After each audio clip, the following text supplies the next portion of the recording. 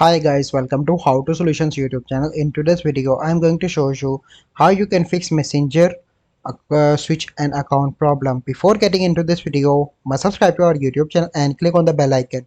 The first step you need to do is to open Play Store and search for Messenger, and you need to update Messenger. Once you've done that, you simply need to search for Facebook, and you also need to update Facebook. Once you complete that step, you simply need to go into the settings, and then you need to go into the app management, and here click on app list and search for Messenger.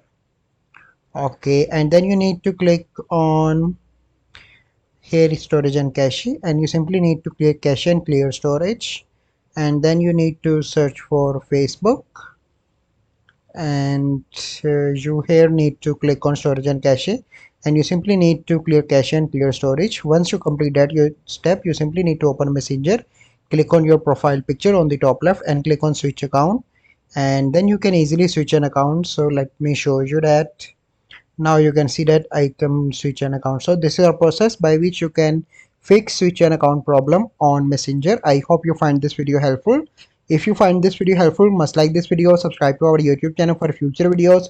We'll see you in the next video. Thank you. Have a good day.